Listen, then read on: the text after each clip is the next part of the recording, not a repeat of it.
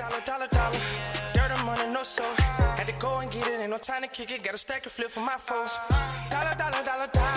Please tell me you can hear me. Don't turn your back and don't neglect me. Just let me know if you need me. Dollar. Let me watch out for my partners. Keep my money long, get my team strong. Let me run away from my problems. Yo, what's good, original crew? It's your boy DJ New Kid, your girl. Sierra Nicole. Back on the channel with more Mr. Ballen for you and your mama and everybody else, man. We got the real life kill room. I don't even know. Right. I don't even know what that could be about. Child. You know what I'm saying? That could be some BS, you know what I'm saying? So, we gonna hold y'all. We gonna go ahead and get into it. But before we do, make sure you check out the links in the description box. Down below. You already know where to go, man. First part, all you gotta do is check out down below. Also, if you enjoyed today's video, I like it with a thumbs up. that's all we ask. Boom! Yeah, I shot you. Because you ain't like the button. Hit the like right now. Boom! Because you ain't want to do it again. I'm just playing. Let's go. Let's check it out. Let's see what it's about, man. I would imagine after you hear the ending to today's story that you will most likely go back and watch this all over again because the ending completely changes the story. But before we get into today's story, if you're a fan of the strange, dark, and mysterious delivered in story format, then you've come to the right place because that's all we do and we upload once or twice every week. So if that's of interest to you, please sneak into the like button's house and replace all of the lids of their Tupperware with off-market brands so none of them fit. Also, please subscribe to our channel and turn on all notifications so you don't miss any of our weekly uploads. All right, let's get into today's story.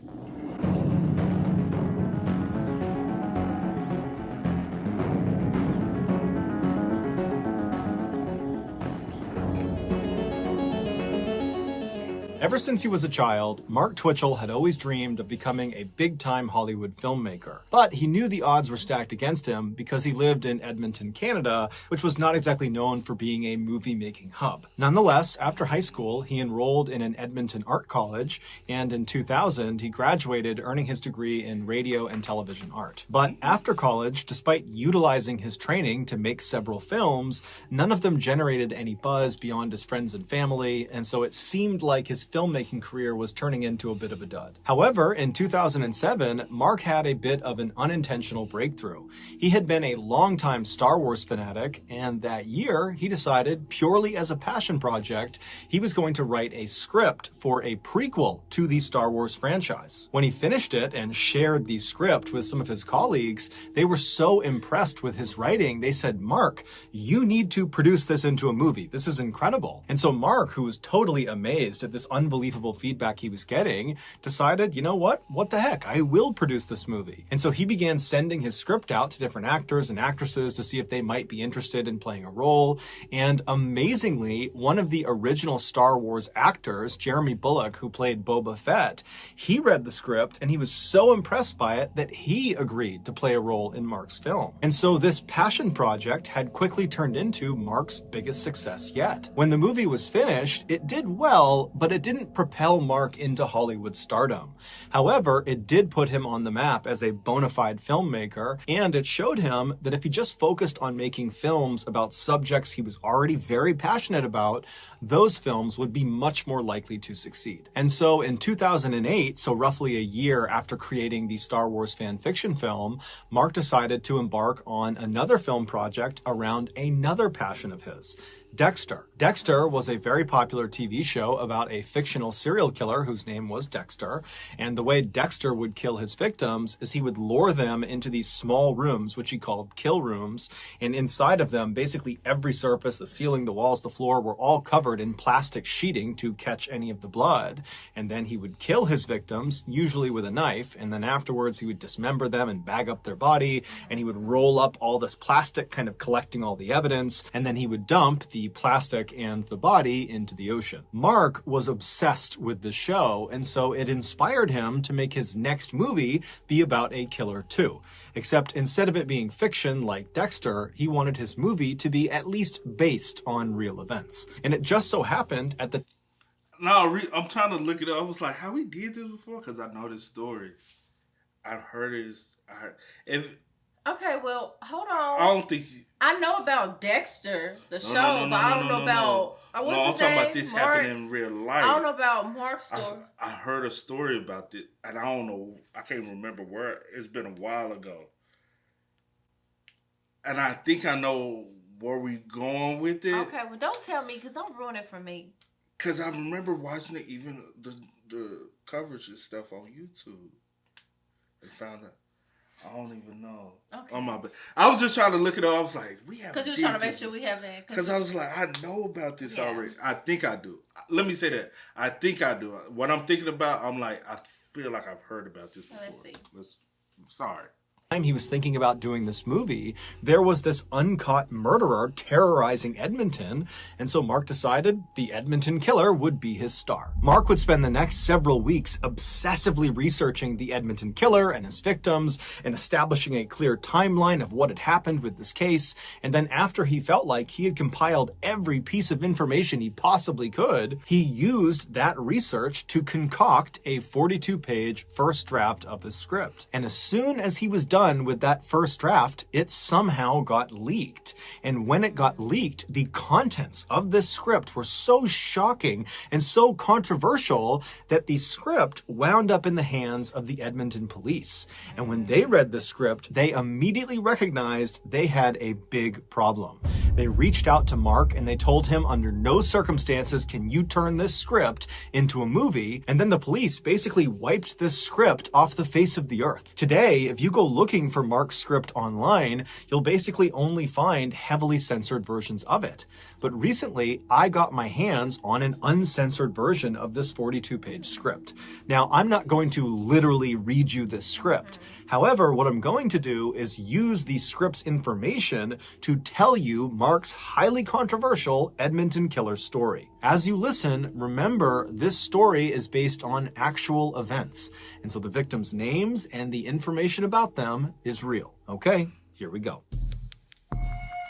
Okay, hold on. I might not have, but I'm still in my head. I'm like, I think I know where we're going with this, but I can't.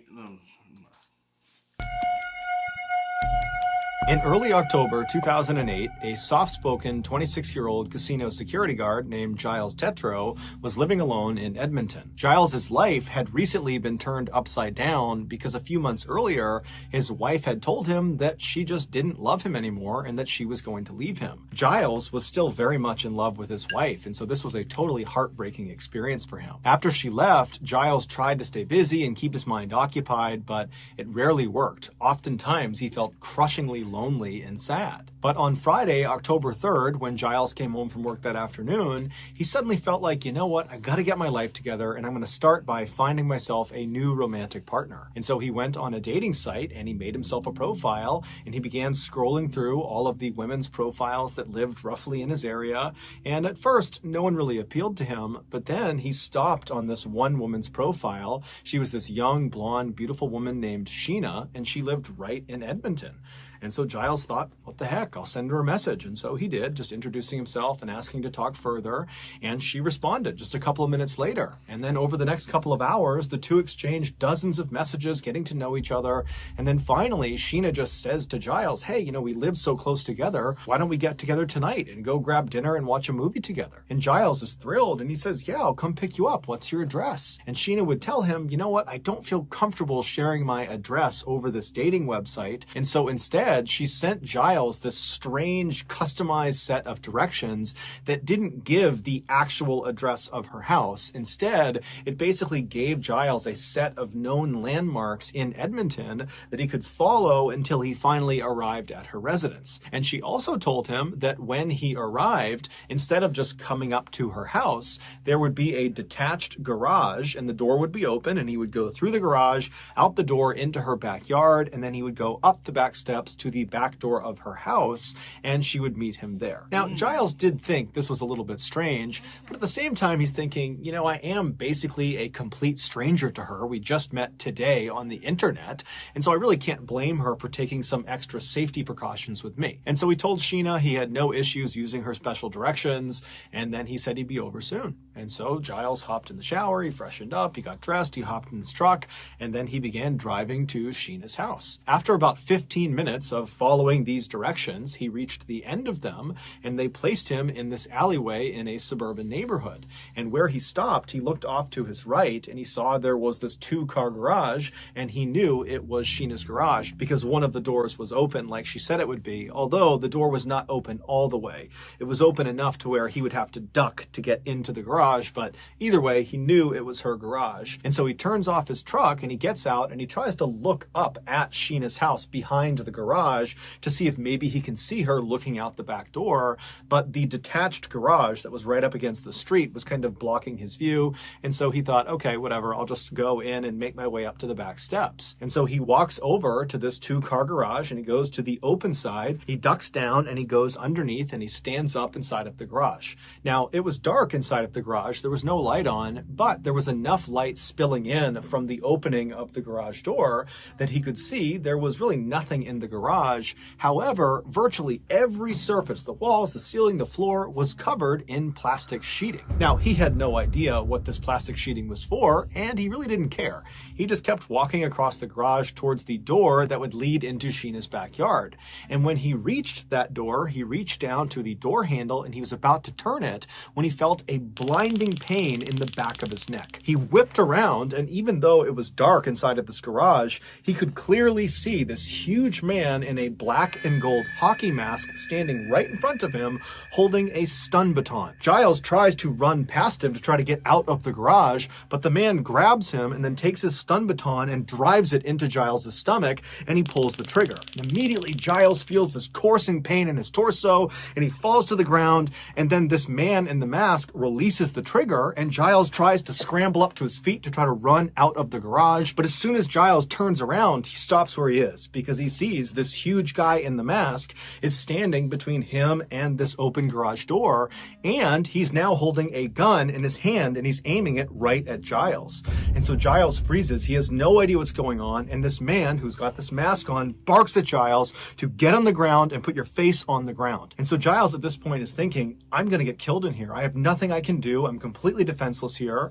And so he just does what he's told, and he lies down on the plastic sheeting and he's totally terrified. And this man walks over and he puts a piece of duct tape over Giles's eyes. And so as he's laying there blind and terrified, Giles becomes very emotional. He suddenly longs for his ex-wife and for his family and his friends. He wishes he could see them just one more time, and he knows he's not going to. Then, as he's laying there, he's coming to the stark realization that he didn't tell anyone where he was going. And so if this masked maniac does kill him, who's going to find his body? Will his family and friends ever know what happened to him? So as he's laying there thinking of these horrible thoughts, he hears his attacker, who's several feet behind him, start fiddling with what sounds like chains or handcuffs. And Giles thinks to himself, if I get chained up in here, I really am done. And so he has this sudden surge of adrenaline where he thinks to himself, I'm going to get killed in here. I know it. I'm going to get killed. But if I'm going to die, I'm going to die on my terms. And so Giles takes a deep breath and then jumps to his feet, rips the tape off of his eyes. He turns around and he faces his attacker and he says, I'm not going to do this. I'm not going to go out this way. And the attacker is totally surprised, but he just begins to raise his gun at Giles to shoot him. And Giles lunges forward and he grabs the barrel of the gun and he pushes it away from him. And as soon as he does that, Giles realizes something. The gun is made of plastic. It's fake. And so Giles is suddenly so confident, he grabs the arms of his attacker and he tries to kick the guy in the legs, but the attacker is so much bigger and stronger than Giles that he just headbutts Giles. Giles goes flying to the ground and his attacker jumps on top of him and begins punching him and slamming his skull into the ground. But Giles is so high on adrenaline, he can't feel any of the blows. All he's trying to do this whole time as he's getting pummeled is just find a way to stand up and run out of this garage. Just get out, escape. And amazingly, against all odds, he does manage in between blows to wriggle his way out of the attacker's grasp. But as he begins to run towards that opening in the garage door, the attacker grabs him by the jacket. And so Giles twists himself and he actually comes out of the jacket. And then he throws himself onto the ground and he rolls out of the garage. And as soon as he is free, he suddenly can't stand up. The stun baton, he didn't feel it before, but it had sapped all of his strength. But the adrenaline had kind of overridden that feeling. But here he is outside and he suddenly can't stand up. And so he's trying to stand up, and then the attacker, who's still inside, dives down, reaches out from underneath the garage and grabs Giles by the ankle and begins trying to pull him back into the garage. Bro, my whole thing is in a situation like this, like it was so many, but we also got to remember it's 2008, so the how people perceive things is totally different now. You know what I'm saying? Since 2008. 2008, I feel like a lot of people were gullible to the internet because like that was back MySpace days, Craigslist days, a lot of these dating website days. So a lot of people were still gullible to like how people are on the internet. You know what I'm saying? That's where a lot of people were getting catfished and they don't want to admit it. You know what I'm saying? But it was a lot of weird people on the internet. Yeah.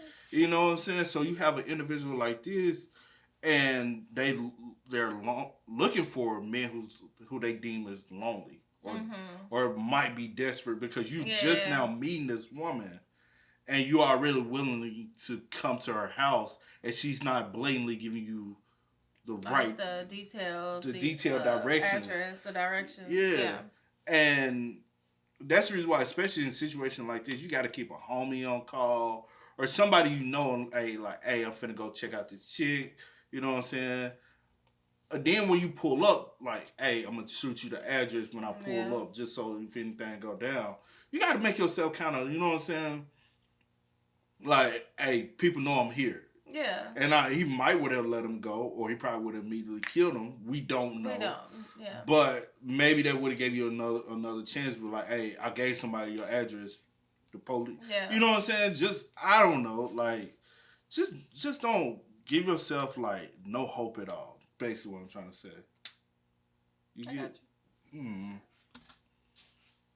So Giles is kicking and screaming and punching, and he finally breaks free. And then he has another surge of adrenaline, and he stands up and just begins running down the alleyway. Doesn't even go to his car. He just starts running towards, hopefully, civilization. And he makes it a couple of houses before he collapses to the ground in this very busy walking trail. And so he's landed right in this intersection where he's hoping someone's going to be. He turns back and looks down the alleyway, and he sees his attacker, who's now on the road. He's got the mask still on his face, and he's charging up the road.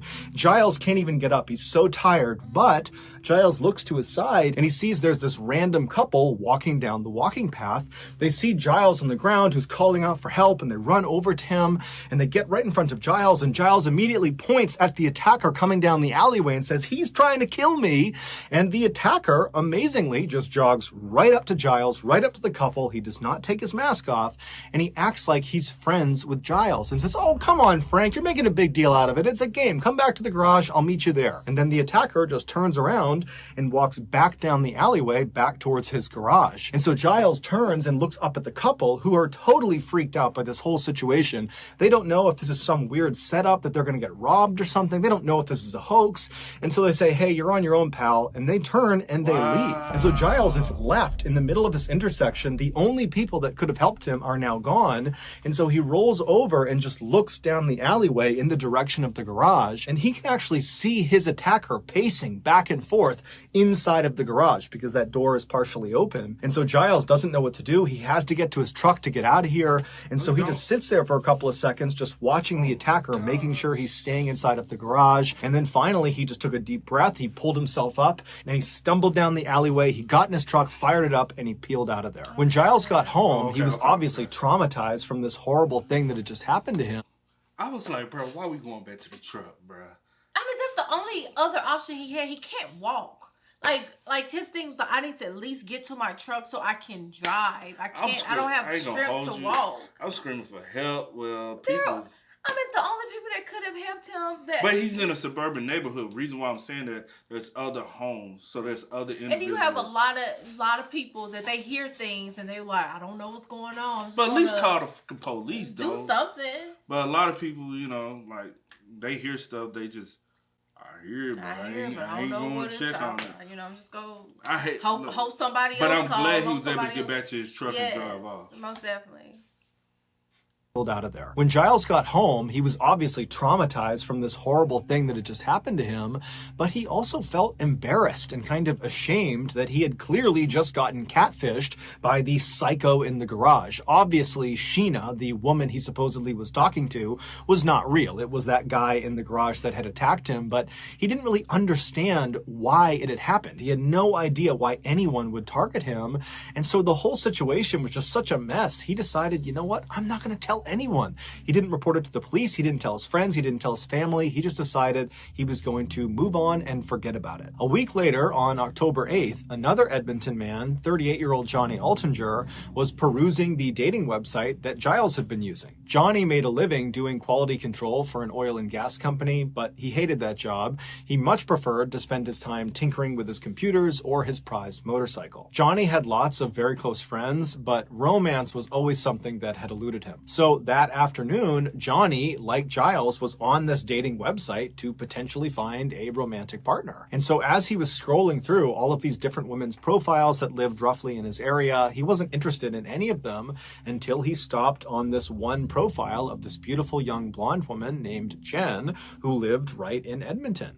And so Johnny was interested. He sent her a message, and very quickly she wrote back, and before long the two are chumming it up, and then eventually they actually agree to get together that night for dinner and a movie. But when Johnny asked Jen for her address, she would tell him that she's a paranoid person and she doesn't want to give him her actual address over this website.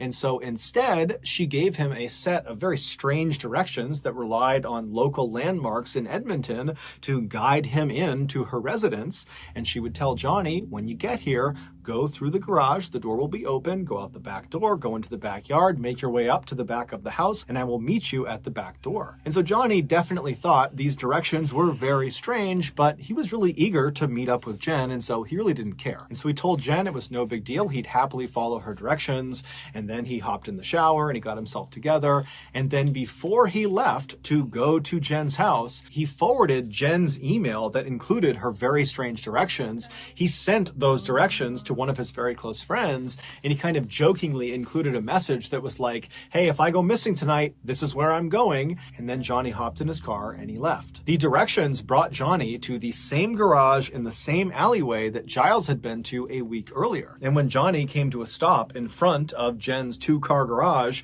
with one of the doors partially open, he saw there were lights still on inside of the garage, and he saw someone walking around inside.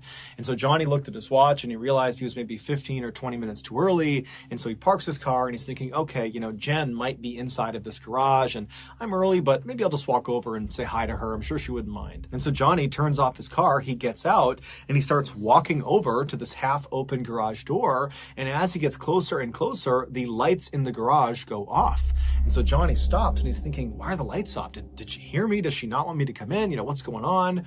But he's thinking, okay, well, I should definitely go over and say something. And so he walks over to this open garage door and he bends down and he looks inside and it's totally dark. And he just says, hello? And there's a pause, and then the lights come on, and Johnny suddenly sees this garage that's basically devoid of anything, minus a table off to the side, and every surface is covered in plastic sheeting. The floors, the walls, the ceiling, everything. And in the back of the garage is not Jen. Instead, it's this man he doesn't recognize. And so Johnny's looking at this man, and this man is looking over at Johnny, and finally the man speaks and says, hi, I'm Harry. I'm a designer. I rent this garage out from Jen. And I just talked to Jen, and you're meeting up with her tonight, right? You're meeting up with Jen? Yeah. She's running late. So I think she'll be back in about maybe 20 minutes. So can you come back in 20 minutes, come right back here, come to the garage, and I'll bring you up to the house because I know you're meeting her up at the house. So 20 minutes. And so Johnny doesn't really know what to make of this. He figures, okay, I don't really know what Jen's arrangement is with this designer in this plastic covered garage, but you know, whatever. And so Johnny says, okay, no problem. I'll come back in 20 minutes. And so Johnny... My thing, you can't be that gullible though. Well, I guess you could be. I mean, you can be because I guess he's not thinking like, oh. Like I did say earlier, you know it was the like, early age of the internet chat area. Dating sites and meeting people online was a thing. Like was a big thing then. You know, and a lot of people looked at it as innocent and they believed they could trust people. Yeah, so because like it's like back then it was like, oh, I'm meeting you online, it's like me meeting you in person. You know what I'm saying? Yeah. Especially back then. But people now take way more precautions. You know what I'm saying? Because of situations. Because you have so many situations that have happened that, you know, that you can like, okay, I remember this happening, so let me make sure. That's just like, you know, I'll tell you every time, like, when my sister or something, she meets somebody online, she sends me their name, their address, even license plate when she gets there. I'm just saying. It can help somebody because people don't think to do those things. You know what I'm saying? Like, and I'm glad he did forward somebody the message. You know what I'm saying? So that now they know the direction, even though you don't know the exact address. Because I don't know how Canada is. I don't know if like the street and the address thing is the same as in the States. But at least you got some kind of way like, hey, I haven't heard from my friend. Right. I know he's going to this address. Let me go. But hopefully, if anything does happen to him, you don't go solo dolo by yourself. Trying to look for him. Yeah. You know, because this like what this sounds like is a big mother. Yeah. You don't want to deal with. Most you know definitely. what I'm saying? So you want to take all precautions as possible. Most definitely. But that's a crazy. Then you have the nerve to say come back in 20 minutes. The fact that you so come back in 20 minutes. I'm not quite ready. I ain't got my setup together right now. And I ain't got my stun gun on me. The stun. You a little early, so. And then he must know who to prey on. Like as far as physique wise. You get what I'm saying? Somebody he feels as though he can overpower. Or do you think or he just find these people that he know men will be attracted to? Like, because and he has like this thing, like most of the blonde head, whatever. So he's like, I know that 9 times out of 10, and then this probably like whatever area that was, you know, you just never know what people. You never know, man. Yeah. People crazy out here. Garage, but you know, whatever. And so Johnny says, okay, no problem, I'll come back in 20 minutes. And so Johnny turns around and he walks back to his car and he leaves and drives around for about 20 minutes, and then he comes back to the garage, and as soon as he parks, he notices right away the light in the garage is now off. So presumably Harry has actually left, and so he will not be available to walk Johnny up to the house to meet Jen.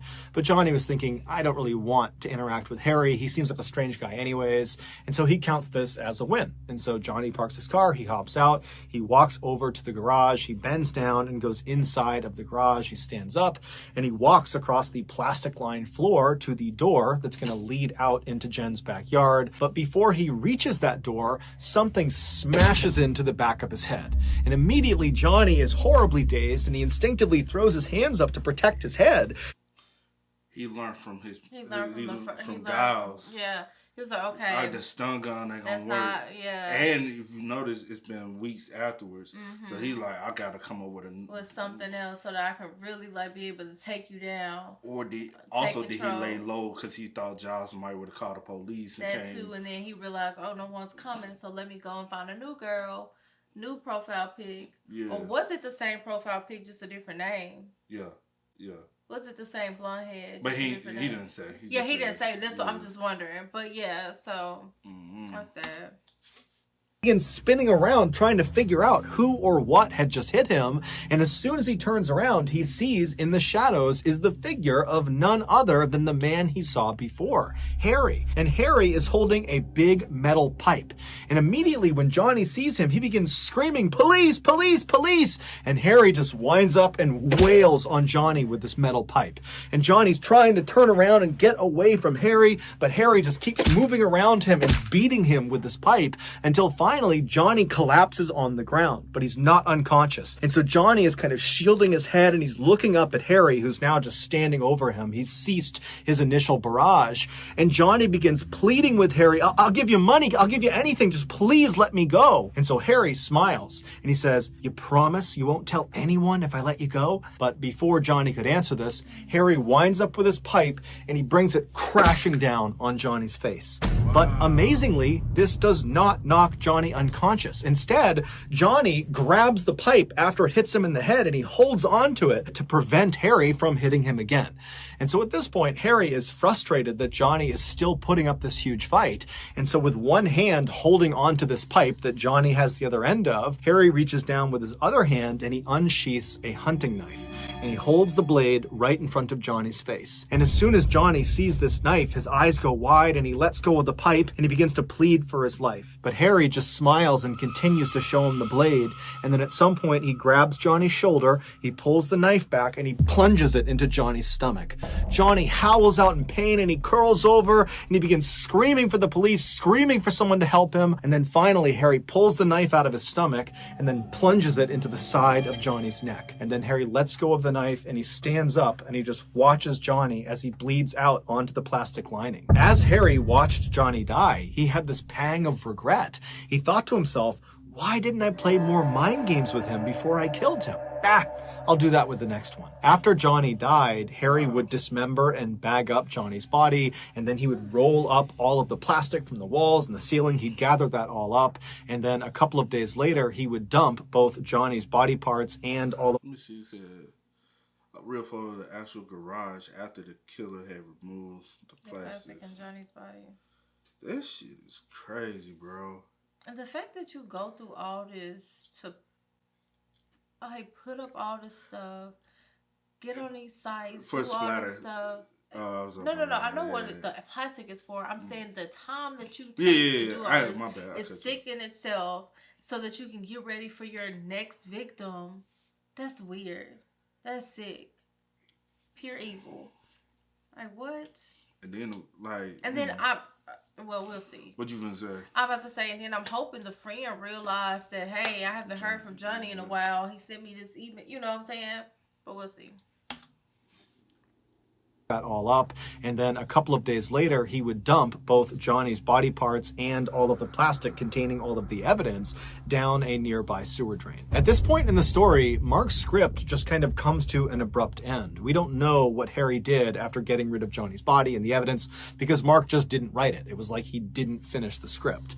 And there's a reason for that, and it's the same reason the police stepped in and stopped Mark from making this script into a movie. At the time they read his script, the police had already figured out who owned the garage where Giles and Johnny were attacked. Johnny's friend, the one who Johnny had forwarded Jen's email that had those strange directions, well, that friend gave those directions to the police once Johnny had been reported missing. And so the police followed these strange directions to this garage, and they discovered it was not owned by some young, beautiful blonde named Jen or Sheena. It was not owned by some designer named Harry. It was owned by a young up-and-coming filmmaker named Mark Twitchell.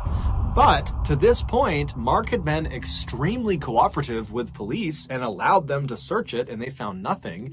And he explained to them he was not remotely the only person with access to this garage, not by a long shot. But when police searched Mark's laptop, they found a hidden document, and this document was his 42-page script. And when they read it, they saw there was a huge issue. Giles, the first victim of the Edmonton killer, had eventually gotten over his embarrassment and shame, and he went to the Edmonton police and he told them in detail what happened to him inside of that garage. But Giles was so scared he had not told anybody else what had happened. The only people who knew were himself and the Edmonton police. Yet somehow, in Mark's script, the account of what happened to Giles was exactly correct. Every little detail of what happened to Giles was encompassed inside of this script. And the reason Mark had this information is because Mark was in the garage when Giles got attacked.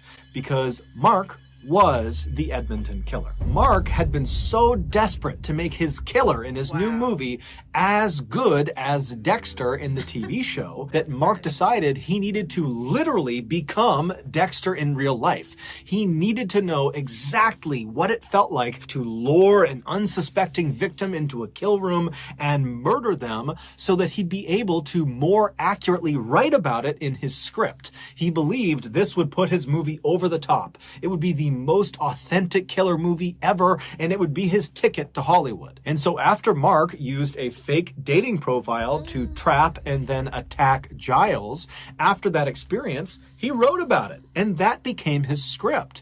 And then when he did the same thing to Johnny and then actually successfully killed and disposed of him, he sat down and wrote about that experience too and tacked it on to the end of the Giles attack. He was literally living his movie and writing the script in real time. The title that Mark gave his script was SK Confessions, which stood for Serial Killer Confessions. And that's exactly what the script was. It was a real confession. And based on the way his script just kind of abruptly ends without any sort of conclusion, it seems fairly obvious that Mark was planning to kill more people and then incorporate those experiences into this script. Ultimately, though, the script that was found by police was used to convict Mark of murder, and he is currently serving life in prison. So that's going to do it, guys. If you got something out of today's episode and you have... Yeah. Wow. I already heard this story. So you have heard this story. Not the details. Not the exact details. Not the details he went over. Mr. Ballen went over. Other details, yeah, because I was like, I remember it was about a filmmaker that was writing like the type of thing he was, but he would lure men in so he can be able to like document everything. Have a script to actually write about, like. But like as far as like the details, no. But the story, yes, I heard about it already. Wow, that is. Which is weird and sick in his own self, bro. Like, and to be real, I don't even think it was just the fact that he was so obsessed with wanting to write a script. I think he got so obsessed with Dexter and wanted to live it out. It could be one or the two or both. It could be his obsession for the show and like just how the character got the away character or the directive part or the writing part like of the show. He was like, my gosh, this is fascinating, and probably got obsessed with that and was like, I want to do or be, because he feel like he hasn't made it and he should, I guess, want to be bigger than Because the thing is, what a lot of people like that's into like film and stuff, they get so obsessed with like the studying of the filmmaking and the studying of like how a movie come out. Same way, reason why I say that, because same way with me, like when it comes down to music, that was my degree in. So I'm like so fascinated with not just hearing a song, but the whole process from the business all the way up to the listener. So from the top billionaire all the way down to the everyday consumer, I studied that process of how everyone, like how it trickles down and the concept of everything. Same way goes to filmmakers. Filmmakers are so obsessed with how did you even come up with this story? What gave you the motivation? And he was trying to live out his motivation. But like you said, it's a possibility that he got so obsessed with wanting to make this hit theme movie. But he was so obsessed with the character of Dexter. Well, I thought I was going to have my big break with the Star Wars. Okay, that didn't happen. So what's next? Like, I had to find something else. He was like, okay. And you come up with these weird ideas. He was like, Ballen said, though, your problem was you're in a location where it just ain't going to work out. Yeah. You should have, you had to, sometimes you just have to change location to chase your dream that you wanted to achieve. Yeah, like just work a little harder. Change your location, move, whatever you got to do, network. It was going to come. Like some people don't get it right away, right out of college. It wasn't going to, it's not that easy for, everyone. For some people, like, hey, it may happen. For others, the journey is different. Yeah. But he was so obsessed with making it and becoming his, I don't know. And But- it cost you everything, honey. And to be honest, would it be called Serial Killer Confessions? Yeah. He was really gonna turn into And a serial killer. my thing is, how long were you going to draw this out? You know what I'm saying? Like, how long were you going to do this? And Like, were what was these your men? plan? Yeah, like were you going to stop at 3 or 4 victims, or were you going to be real- continue until you just have this long document of, like, how long were you going to do this? In all honesty, to be real, it could have turned into him having an obsession with the killer. And it's not even about the story anymore. It's Who about the knows? killing and the thrill and because that was his first kill was Johnny.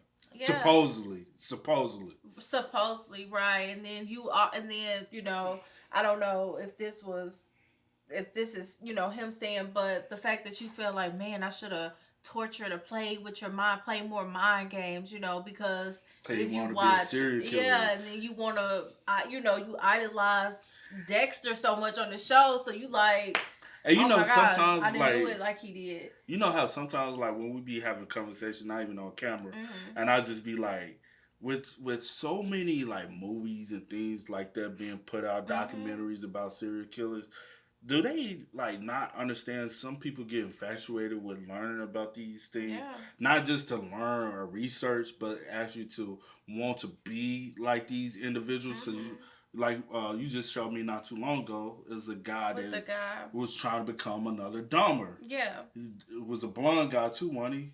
And he was trying to lure victims into, and he was gonna try to live out the same thing Yeah. Dahmer did.